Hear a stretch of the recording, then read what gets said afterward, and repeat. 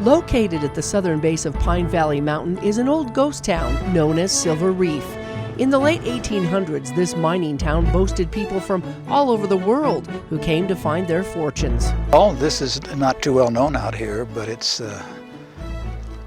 was at one time it was the biggest city in southern Utah here, bigger than St. George. And it was here during the late 1800s. We had a town that started with nothing. They discovered silver in sandstone. And in a matter of a few months, when they finally confirmed that there was silver here, this town grew to about 1,500 people. And we had a main street here that was a mile long. And we had miners who were very good, but they were from all over the country, many of them from Europe, Irish and Cornwall. And they were paid in hard cash, and nobody in southern Utah had any money besides the miners. The miners changed the economy from barter to cash, which allowed for early development of 9 grocery stores, including 6 saloons, a brewery, and a billiard hall, hotels, banks, a school, a church, a jail, and even a Wells Fargo Express office and theater, which is where the old Historical Mining Museum stands today. The building here, of course, is original. It was built in 1876. It's on the National Registry of Historic Buildings. And the only other surviving building is our little jail over here. So it's 140, however many years it is to when it was built. But this is the only place in the United States and really the world where there's silver and sandstone in a sufficient quantity to mine it. $10.5 million worth of silver was taken out of the ground between 1892 and 1903. But like other mining towns, it was boom and then bust. 5 stamp mills were built in the surrounding area, including one in Leeds and the other in Virgin. Funded through the RAP tax, the admission fee here is only $3. Well, we're vacationing up here in Zion. We've been here for a week.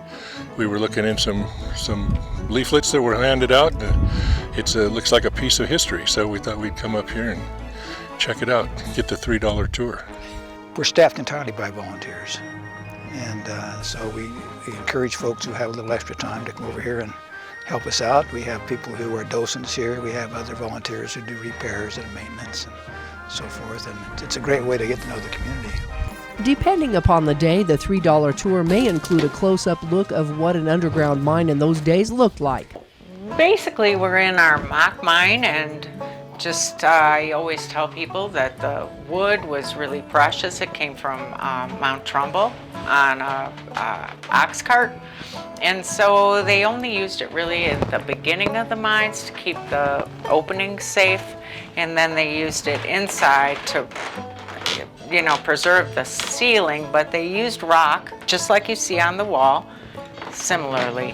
So they would stack the rock that was not assayed as good enough to bring out of the mine, and they would stack it just like you see right here.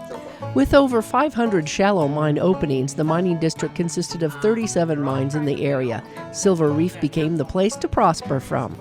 Because they didn't have a way to pump, they could only go so low, and from what I understand, really the silver doesn't go much lower than that. So it was perfect. They just went right in.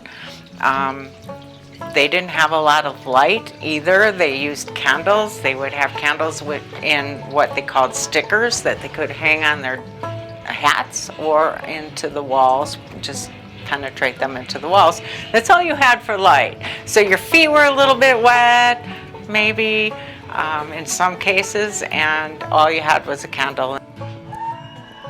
As you enter into the mock mine, you'll hear the noises that the miners used to hear while working, including the sounds of picks and mules. This is the equipment that was in the mine, and we had our pit ponies. They lived their whole entire life in the mine. I know that sounds uncomfortable to some, but it was all they had. They were the ones responsible for bringing all the ore out of the mine, and those ore cars held a ton apiece. The mules wore special eye blinders to keep them from going blind in the sunlight when they were led outside to haul out the ore. There were hundreds of miners who came to pick ore here from all over the world.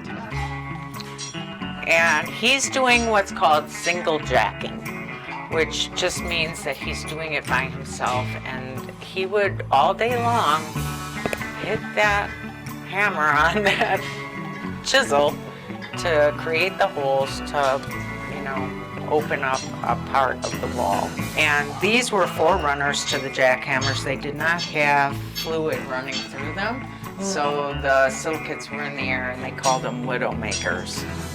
Miners using tools like these didn't work long here in the mines of Silver Reef. The work was hard, and many died young due to the silicates in the air.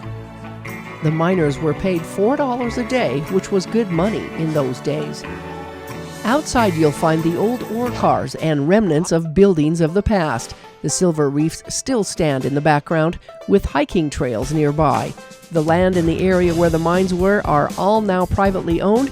However, those landowners do not own their own mineral rights. And as for water? Water has always been a problem out here, and always will be.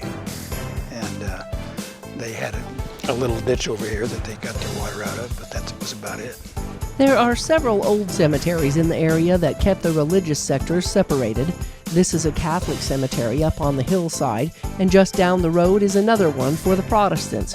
Many of the grave sites are listed as unknown.